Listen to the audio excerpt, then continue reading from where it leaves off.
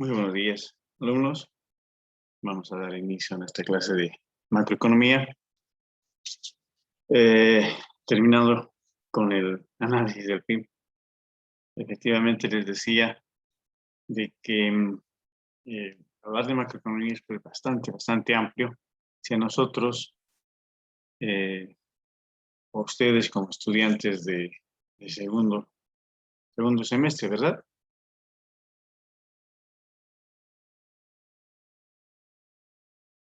¿La materia es de segundo semestre? ¿Sí? ¿O de tercera?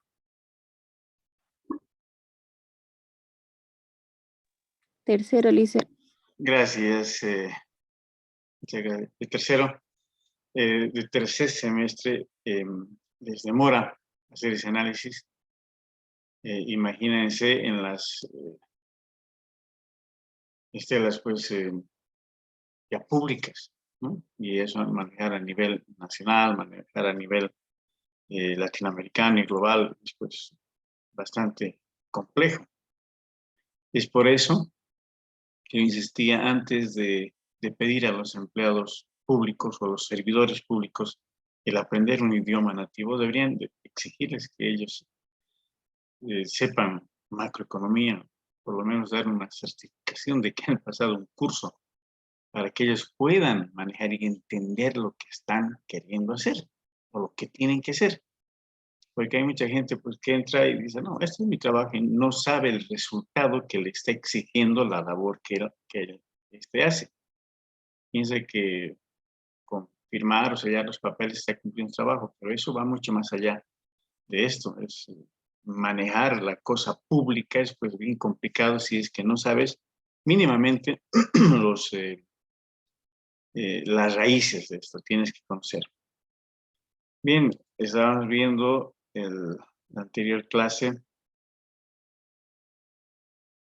las inversiones, veíamos que las inversiones que nuestro país había hecho en las empresas las habíamos ido analizando una por una y con algunas nos sorprendíamos qué es lo que estaba pasando y cómo nos decían que el 85% de estas estaban en déficit, el 85% de toda esa inversión. Ahora, el sumar toda esa inversión que se ha hecho, porque eso requiere de dinero, miles de millones de dólares, no solamente de bolivianos, miles de millones de dólares han invertido en adquisición de maquinarias, en implementación, adquisición de terrenos, traer tecnología, el mismo hecho de comprar, ¿no? Se da cuenta, la gente tiene que viajar hasta allá para ver las maquinarias, ver los equipos. Y si es que uno no tiene ese conocimiento, lamentablemente, pues, se emociona, se impresiona con lo que ve y compra lo que no debe comprar. Y eso, básicamente, lo dice Andrés Oppenheimer, lo ha dicho Al Gore, que la gente que no está preparada, no está capacitada, no debiera trabajar para los demás. Es como un médico. O sea, si un médico no está totalmente preparado, no puede hacer una operación, ¿no? Seguramente podrá haber algunos signos vitales, algunas cosas, pero él no puede hacer una operación invasiva, inclusive. Entonces, lamentablemente, en muchos países latinoamericanos, la gente, nosotros decidimos al elegir, decir, el que nos gobierne. Cometemos ese error. No vemos la experiencia que puedan tener las personas, de manejar, de confiarle. ¿Se dan cuenta ustedes? En la familia, en la casa, nadie podría decir que venga algún desconocido y dice, oiga, ¿me prestas tu carro? Y nosotros, sí, me gustas, me caes bien, toma, llévalo. Y cuando me lo devuelves, no sé, pero apenas lo utilice, te lo devuelvo. Ni siquiera le vas a querer prestar una vuelta al manzano. Ni siquiera vamos a dejar que se suba al carro y se lo puede llevar. Porque es algo de nuestra propiedad. Pero se dan cuenta, les confiamos a personas que ni siquiera conocemos, porque a él ni siquiera le vamos a preguntar, oye, ¿tienes licencia? de conducir? A ver, muéstrame. Porque si eres particular, no te presto, no tienes mucha experiencia, por lo menos tendrías que tener la categoría B, la que te preste mi carro, me ha costado mis ahorros de toda la vida. No le voy a prestar, ¿sí? Entonces, se dan cuenta cómo confiamos en la gente para darle todo el poder para que él pueda hacer todo lo que quiera con nuestro voto. Y eso ocurre por siempre, no solamente en Bolivia, ocurre en todos lados, ¿no? En todos los países ocurre eso. Entonces, es importante. En otros países hay una conciencia civil que la educación va haciendo desde los niños. Desde los niños. Hay un libro que es de Andrés Oppenheimer que dice Basta de cuentos chinos, así se llama el título, y él explica de que cómo en otros países a los niñitos desde pequeñitos les enseñan a elegir. Hacen elecciones desde el kinder. En sus salas, los niñitos hacen elecciones y ellos les crean esa capacidad de raciocinio, es decir, ¿por qué están eligiendo para que le dirija tal niño o tal niño? Y ellos tienen que ver las cualidades, dicen, porque es bonito, es colaborador, y algunos dicen, ¿por qué no votas por él? Y le dice al niño, es que es malo. He visto que el otro día le ha jalado del cabello a mi compañerita. O sea, si se dan cuenta, ellos van valorando.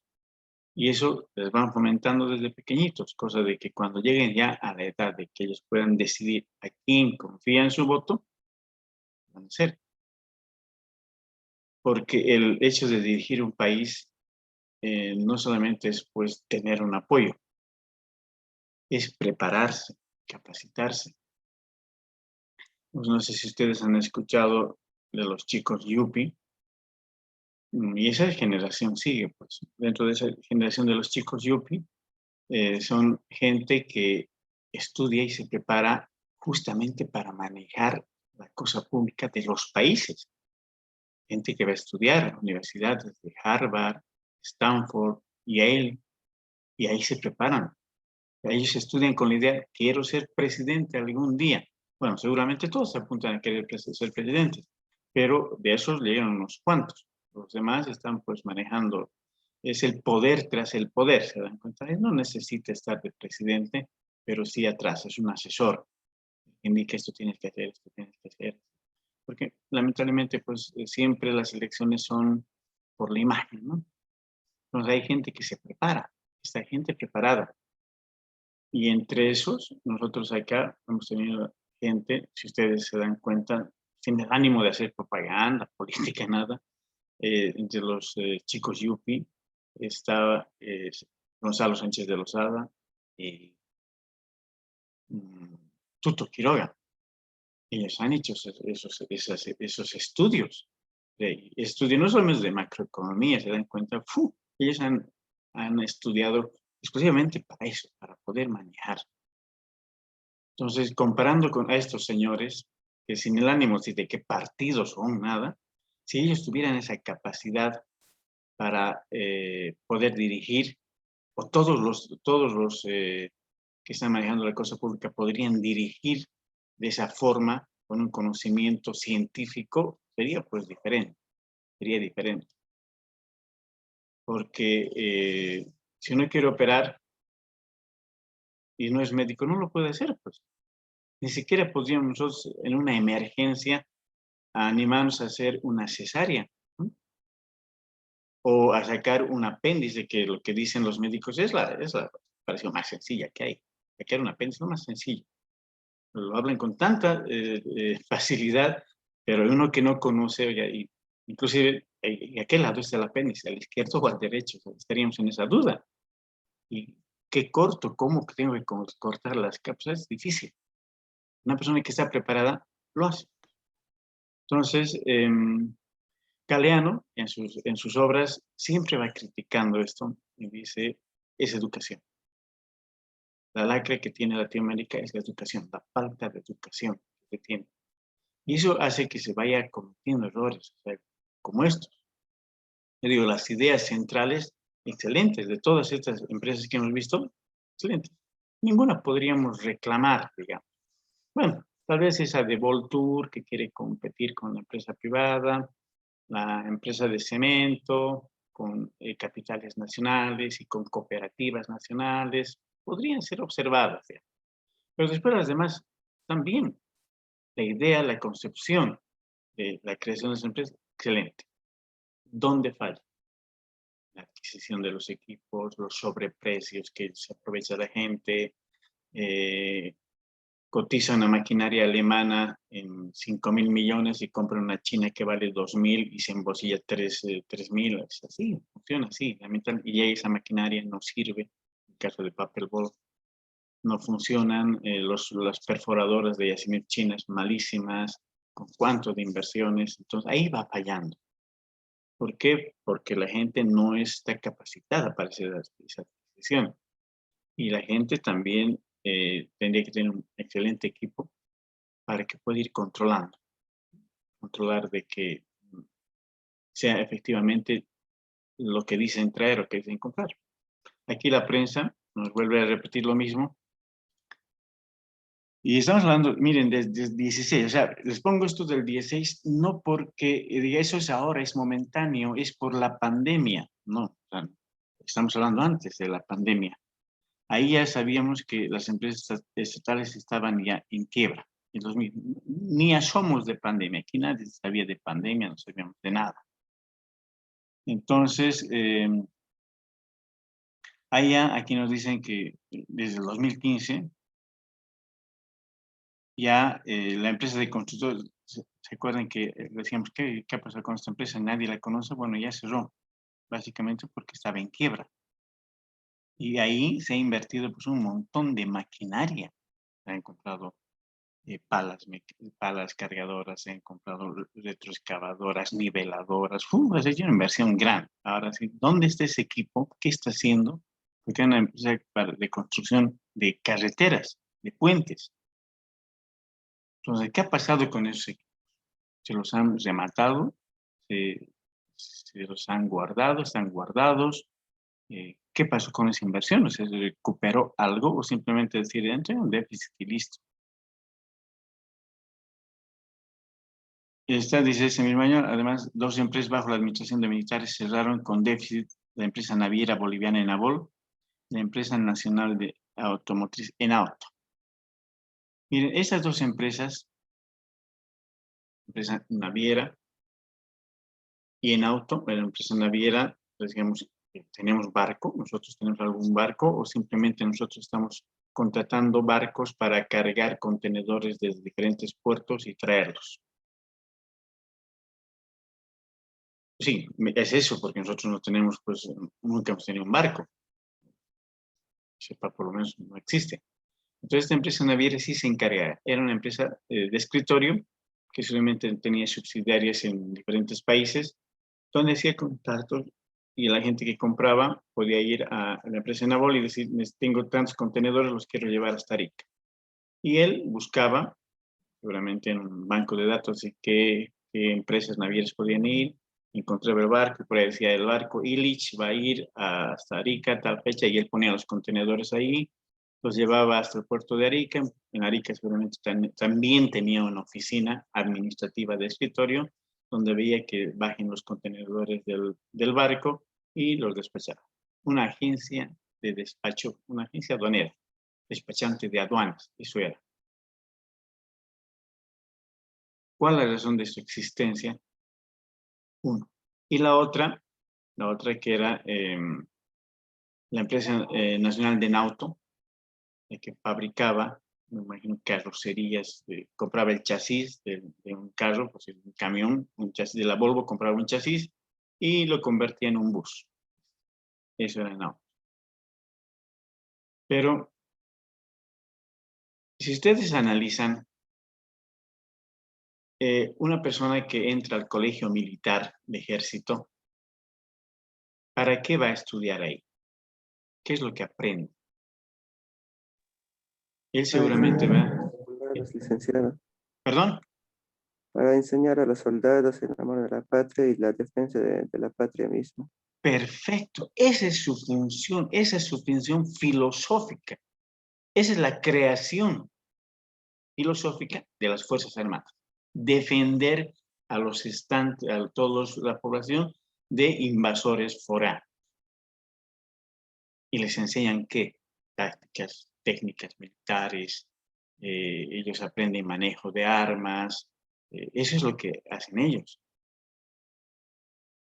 Los oficiales, de la misma forma, tienen sus especialidades, artillería, caballería, que manejan los tanques y las tanquetas, infantería y todo. Esa es su vida.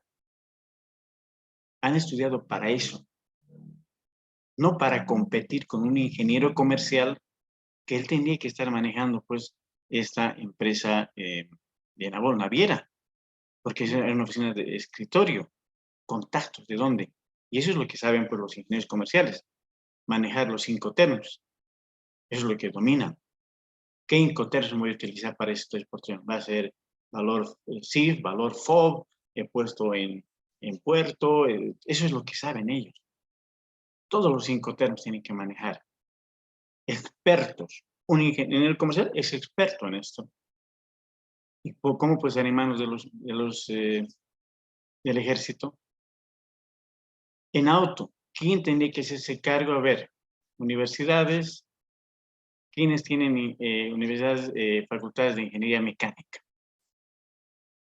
Politécnicos, soldadores, electrónica y electricidad de la automotriz, ellos tienen que hacerse cargo. Pero se dan cuenta, la idea perfecta está bien. Una empresa nacional que me facilite.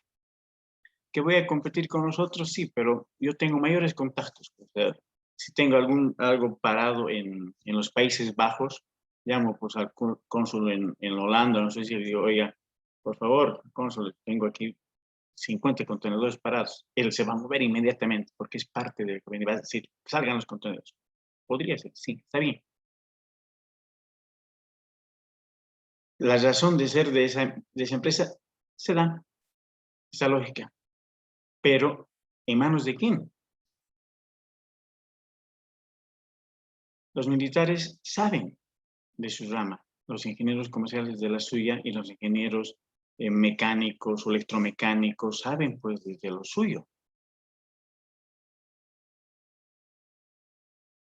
Entonces, igual, la empresa textil también le han dado a los mismos trabajadores para que se encarguen. No, pues ellos, los trabajadores, saben de costurar, de cortar, de coser, pero no de administrar. Y ha sido una de las razones para que ellos vayan a quebrar, pues, esta empresa. Otro dato que tenemos aquí, dicen 5 años, Kipus acumuló 38 millones en pérdidas. 38 millones. Bueno, ya ha quebrado, está queriendo recuperarla nuevamente, pero aquí lo importante de este dato, cuando Kipus ha quebrado, que ha quebrado hace unos 3 años ya, dice que su patrimonio neto, el patrimonio neto, negativo de 41.3 millones. Dice eso comparando con la suma de sus posesiones. ¿Qué significa? Él debía más de lo que tenía, liquidando totalmente esa empresa, igual hubiera seguido en quiebra. ¿Cómo nosotros podemos querer competir con empresas como Huawei, Samsung, Apple, para querer hacer teléfonos? ¿Cómo? Si no es el hecho de decir, bueno, yo voy a armar. Ellos efectivamente armaban. Aquí no se ha fabricado ni un tornillo. Ellos armaban, ensamblaban. Pero se dan cuenta, en este momento, a estas horas del día, seguramente la empresa Apple o Samsung o Huawei ya deben tener el teléfono que va a salir de aquí a 3 años. Ya debe estar. No sé, si ustedes buscan en internet, nos dicen cómo van a ser los teléfonos del futuro, porque ya lo están planificando. Sus ingenieros ya están creando ese mercado. Tal vez hay productos que ya podrían salir, pero no están saliendo porque la secuencia de la producción de los teléfonos, el costo y todo, está todavía para que sigamos utilizándolos. Ahí va a haber teléfonos transparentes, algunos teléfonos que se puedan doblar, te lo puedes poner aquí en tu muñeca como si fuera una manilla. Se van a sorprender si ustedes busquen en internet cómo hacen los teléfonos del futuro. Entonces, ese cuerpo de científicos está pues trabajando ya para eso. No pueden sorprenderse, cada año vamos a fabricar este modelo, este modelo. Nadie quería esos teléfonos, daba pena. Inclusive, ni los mismos personeros del gobierno. No sé si recuerdan ustedes ahí en el Parlamento, cuando estaba reunido el Parlamento, uno de los parlamentarios de oposición les dice y les hace la apuesta y les dice, si uno solo de todos los que están aquí presentes, porque estaban ahí reunidos, todos los padres de la patria estaban reunidos en el Congreso, en pleno, y les dice, si uno solo me muestra que tiene un teléfono Quipus, yo renuncio hoy mismo, en este momento, delante de todos ustedes, renuncio a mi curul. Qué maravillosa, pues, oferta les hacía. Ellos se deshacían de uno de la oposición, que era un terrible, y por simplemente mostrar su teléfono Quipus. Y nadie tenía, ninguno de los padres de la patria tenía un teléfono Quipus. Y todos tenían iPhone. O sea, no había consumo, no había forma de impulsar. Si efectivamente nosotros no podemos entrar en esa competencia, podríamos utilizarlo pues para que lo utilice la población que no puede elegir a comprarse un Huawei o un Quipus o un iPhone. Porque de eso habemos, pues, ¿cuántos? 12 millones de habitantes. 12 millones de habitantes estaríamos felices porque nos den un teléfono. Y es una necesidad.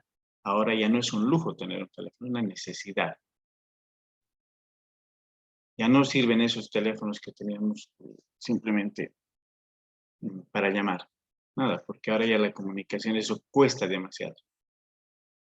¿Ustedes cuánto invierten en comunicación? ¿O cuánto invierten en llamadas? Les puedo decir, casi nada. Seguramente solamente compran ustedes para tener megas y de esa manera se comunican ustedes mediante llamadas por el WhatsApp, que son gratuitas. Hacen videoconferencias. Listo. Se dan cuenta, no necesitan ya pagar por la llamada. Entonces, es una necesidad ya ese tipo de teléfonos con esa tecnología. Y él, por lo menos el Quipus funcionaba. Entonces, ¿podría ser de utilidad social? Sí, podría ser. Tenemos tanta gente que podríamos trabajar para ellos, pero si nosotros queremos venderlos, hemos querido, incluso nos hemos presentado, Quipus ha presentado a licitaciones en el Perú, se han debido reír de nuestro teléfono, una pena, porque está avanzando, o sea, te compras te compras el iPhone 12 y ya está saliendo el iPhone 12S al día siguiente que te has comprado, pues si reniegas. Te ahorras para comprarte el S y otra vez va a salir. Todos los años la tecnología está avanzando con miles de cosas. Entonces, ¿cómo podemos competir? ¿Quién le aconsejó si pondremos una fábrica de tablets? Tal vez la idea era justamente del gobierno, de la cabeza central. Haremos ya para que tengan todo. Sí, está bien, me parece excelente idea. Listo, pongan la fábrica. Pero se diluye pues ahí. Entonces, pues todas estas otras empresas, estamos viendo Voltur, Carton Ball, EVA, empresas de hidrocarburos, Ecobol, todas, varias, Enatex que se ha cerrado, han caído un 52%. ¿Se dan cuenta? Y el 2018, programa el crecimiento de gastos en las compañías en un 39.6%. Él dice, voy a programar, ya se dan cuenta, estamos hablando del 2018, o sea, cero pandemia, no había nada. El gobierno dice, voy a dar, sigue dando dinero, sabiendo que están con números rojos. Esto en manos de cualquier profesional en finanzas es pues un crimen. Si ustedes harían una proyección de estas para defender cuando estén saliendo profesionales, van a tener que hacer o examen de grado o un proyecto de grado. Si ustedes salen este proyecto de grado indicando que esa empresa va a ser deficitaria, se aplazan, no salen ni siquiera profesionales, porque me dicen, señor, sus cálculos están mal. Aquí me tiene que mostrar un proyecto que sea viable y factible y que sea sostenible aparte en el tiempo. No me puede hacer ese tipo de inversión. ¿Quién ha hecho eso? Y la pregunta es, ¿quiénes han hecho esas proyecciones para estas empresas?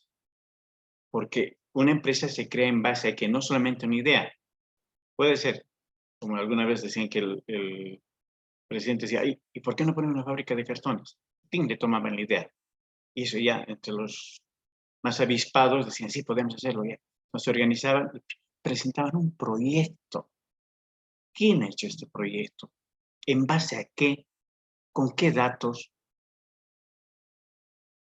Ustedes van a comenzar a hacer proyectos desde ya, así, si no lo han hecho ya, todos los semestres, hasta que al final van a hacer un proyecto final. Y en ese proyecto ustedes tienen que ver, es difícil, o sea, les lleva demasiado tiempo, es una inversión que ustedes tienen que hacer, porque tienen que hacer, suponen que va a ser un proyecto para la fabricación, no sé, de mermeladas, listo. Tienen que determinar ustedes de dónde van a conseguir la fruta, si van a ser frutas de temporada, cómo las van a mantener para utilizar las frutas que no sean de temporada, dónde lo van a vender, qué cantidad de gente quiere comprar su producto, cuál es el mercado desatendido donde ustedes puedan colocar ese producto, cuánto va a costar la maquinaria, qué cosas van a necesitar aparte de la maquinaria, de dónde traigo la maquinaria, cuánto la consigo. ¿Qué utensilios más voy a necesitar? Tengo que ajustar cuánto voy a gastar en luz, cuánto voy a gastar en agua, cuánto voy a gastar en equipos de limpieza, incluso escobas, trapos, todo. Equipo de oficina, qué cosas voy a necesitar, cuántas computadoras, de qué características, si necesito escritorios, sillas, engrampadoras, lápices, todo. Tiene que poner absolutamente todo. Hacer cálculos, es decir, voy a tener la planta, ya bueno, no importa en mi casa, en el terreno de mi casa, y ya, dígame, ¿cuánto va a pagar de la luz? Bueno, 500 bolivianos. ¿Y por qué 500 bolivianos? Y lo que gasta usted en administración, incluso tiene que prorratear. Bueno, para administración voy a gastar, solamente voy a tener una computadora, una impresora y 2 foquitos y un ventilador. ¿Y cómo calcula eso? No puedo decir, más, será el 10% de los 500. No, tiene que ir a averiguar. Seguramente van a ir a ERGE, así, por favor, ¿cuánto gasta un foquito que tengo? Y así, tantos watts. ¿Y cuánto gasta la ventiladora? ¿Y cuánto la impresora? ¿Y cuánto la computadora? Entonces van a decir, ¿cuántos watts va a gastar en administración? ¿Y eso cuánto vale cada watt? Entonces van a calcular. En administración voy a gastar solamente 47 bolivianitos de energía. Y lo demás voy a gastar en los equipos. ¿Y qué es lo que más le va a gastar de los equipos? La mezcladora, la trituradora, la deshidratadora. Uy, no sé, listo, vaya a averiguar.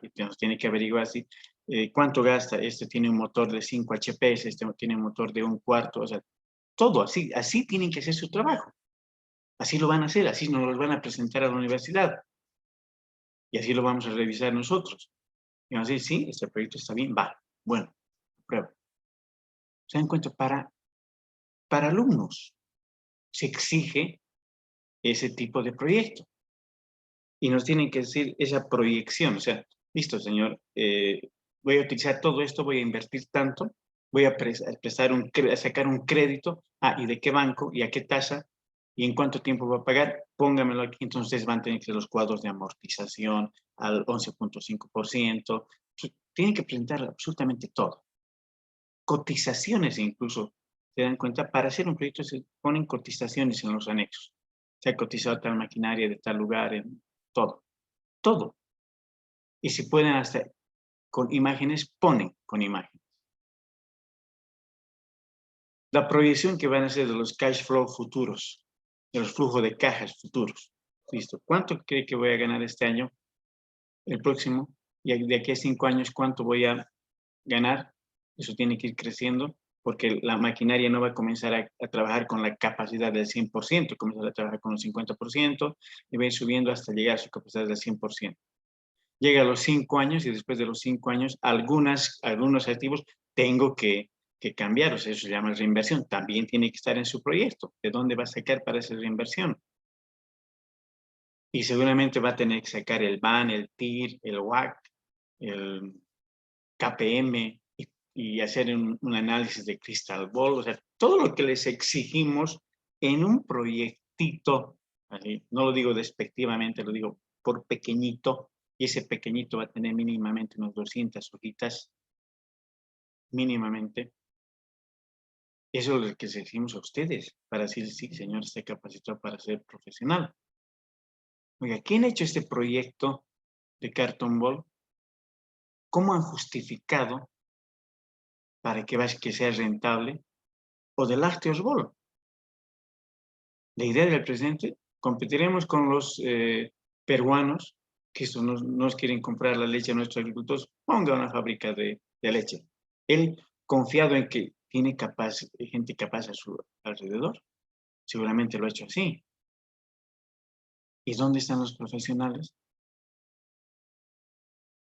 Claro, si le dices a un militar, ponme una fábrica de una ensambladora de buses en la luna, pues. Oigan, mándeme a desarmar un cañón, eso sí sé hacer. Puedo armar un tanque, lo sé. Lo sé de memoria, lo puedo hacer con ojos cerrados, soy experto en eso. Pero no me mande a fabricar un auto, yo no sé. O para poder hablar con una naviera. Entonces, ahí es donde va fallando. Y la pregunta que me hacía la anterior, al finalizar, decía, ¿cuál es la diferencia, no estoy entendiendo, de la macroeconomía? En realidad, de la economía normativa y positiva. La normativa es cómo debe ser el manejo macroeconómico, cómo tiene que ser la economía. Y eso está normado. Normas, hay normas, reglamentos, decretos, leyes que tienen que cumplirse. Entonces, ahí, ¿ya? Para hacer la adquisición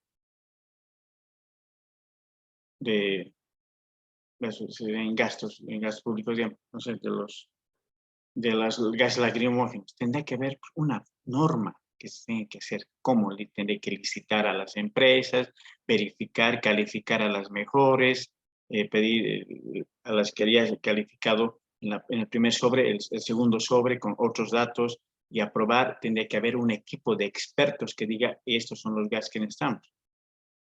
No agarrar y decir, listo, cómprelo y que lo compre de mi pariente. Ahora, la economía normativa es la que tiene normas, las que nos pone las normas. Y la economía positiva, que así se llama, aunque esté mal el nombre, es como ocurre, que son dos cosas totalmente diferentes. Debería llamarse, ¿no?, economía negativa, pero se llama positiva porque así ocurre. Está ocurriendo de esa forma. Es la diferencia. El normativa, lo que debe ser, y economía positiva o macroeconomía positiva, lo que es. Esa es la diferencia en teoría, ¿no? En teoría. Bien, entonces, todas esas inversiones, esto en manos de un profesional es pues para quererse morir de rabia. ¿Cómo? ¿Cómo se puede? Es igual que los médicos, ¿se acuerdan? Dicen, tiene que haber cuarentena y quieren jalarse de los pelos los médicos y nadie los entiende, porque son ellos los expertos. Dicen, no puede seguir, tiene que haber una cuarentena rígida para que se pueda parar.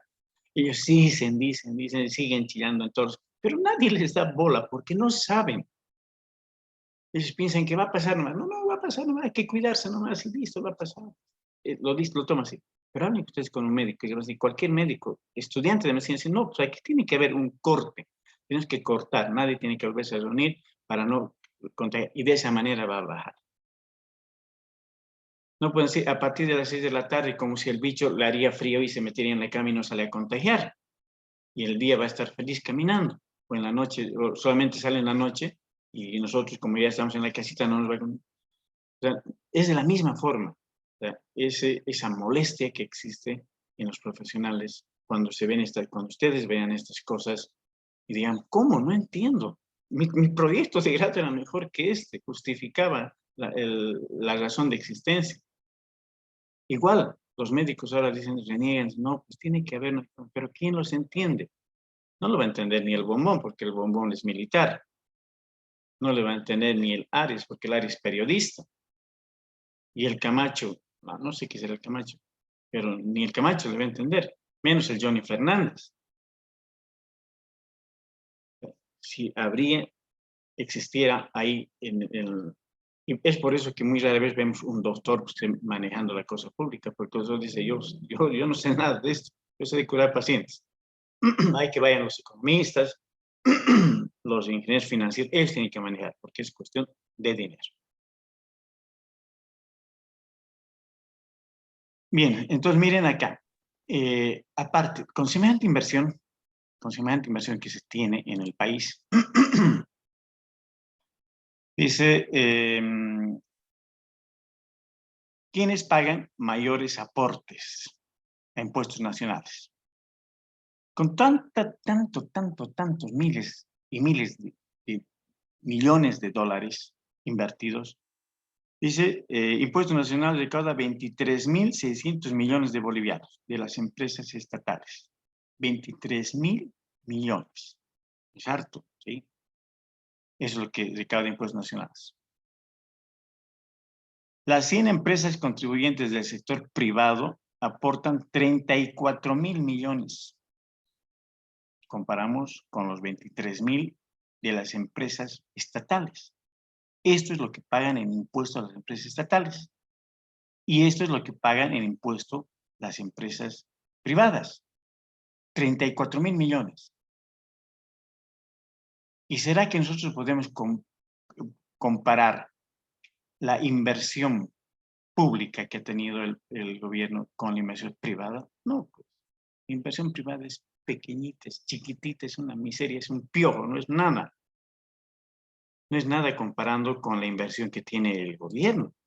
Y miren el resultado de pagar 23.000 millones contra 34.000 millones. Claro, y ahora todavía viene lo peor. Esto ha salido ayer o anteayer, no recuerdo. Bolivia registra la caída de la inversión extranjera de 1.048 millones, la más baja de todos. Incluso esta cifra es negativa. Estaba en menos 200, ¿se acuerdan? Cuando habíamos analizado siempre a menos 200. ¿Qué es lo que ha pasado? La gente, los gringos, los europeos van a sacar su plata. Se lo han llevado a otros países. Ahora esta es negativa. Y lo debemos tener por aquí, este informe. Lo vamos a ver. Bueno, esto ha sido por la pandemia, sí, efectivamente. La inversión extranjera que llega al país ha bajado. Aquí está. Los flujos de circulación de la inversión extranjera directa en el país. Estas